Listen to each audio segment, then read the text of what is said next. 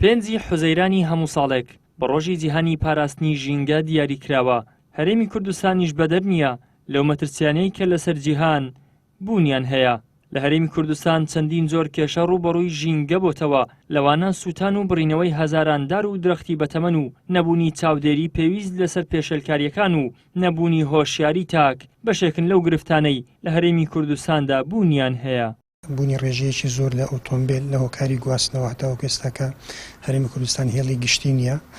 خەڵک هەمووی باڵی ئۆتۆمبیلی تایبەتی خۆی بەکاردێنی نزیکەی 2 میلیۆن ئۆتۆمبیلمان هەیە، هەتاوەکو سیویەکی 2020 میلیۆنێک و 840 هزار ئۆتۆمبیلمان هەبووە، ئەوەی کە لە بەڕێوەبەتی گشتی هاتوچۆی هەرێم تۆمار کراوە. تۆپبارانکردنی ناوچە سنووریەکان لەلایەن وڵاتانی دراوسێەوە، ئەوەی کە بە دیاریکراوی تورکیا ئەمە کاریگەری هەیە بەڵێ بەدڵنیاییەوە لەسەر ژینگە، لەسەر ڕێژەی سەوزایی، لەسەر کەمبوونەوەی دار و درەختەکان وا دەکا بڵێن ڕێژەیەکی زۆر لە گازە ژەهراویەکان تێکەڵ بە هەوا بن، هەروەها پلەی گەرمی بەرزەکاتەوە هۆکارە لەبوو بە بیابان بوون.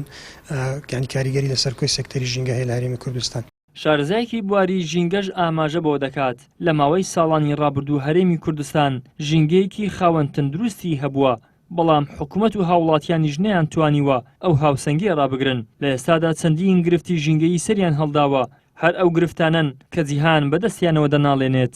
بەڵێ بەداخەوە لە دوای پرۆسەی ئازادکردنی عێراق و لە دوای 2023ەوە کرانەوەیەکی گشتی هەرێم بە ڕووی گیاندا کرایەوە، ئەوەش بەبێ ڕقابەیەک زۆر معمەل و کارگات ناوانی کوردستان کە هیچ فلتەرێکیان نەبوو لەسەر ژینگە، هەروەها هاوردەکردنی ئۆتۆمبیل کە بەبێ فلتەر و بەبێ هیچ ڕێکارێکی دروست و بە پێڕنمایەکانی ژینگە بۆتە هۆکارێک بۆ پیسکردنی ژینگەی هەرێمی کوردستان.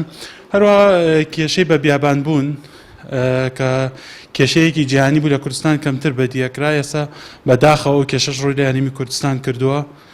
ئەگەر ڕێکارێکی ڕاست و دروستی بۆ نەگیرێتە بەر، بەداخەوە زەرێکی و زیانێکی گەورەمان لێدا لە داهاتوودا. ساڵانە دنیا بەگشتی و دۆستان و پارێزەرانی ژینگە بە تایبەتی یادی ڕۆژی جیهانی ژینگە بەرز ڕادەگرن. ئەم ڕۆژە سەرەتایەک بوو بۆ ڕێگریکردن دژی هەموو ئەو دەستدرێژیانەی دەکرایە سەر ژینگە لە جیهان.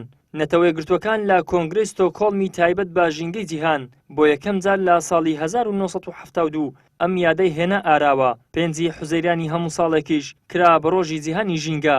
هەر لەم ڕۆژەدا بەرنامەی نەتەوە یەکگرتووەکان بۆ ژینگەش نامەزرێنرا. ئیدریس محەممەد، کەناڵی ئاسمانی پەیام، هەولێر.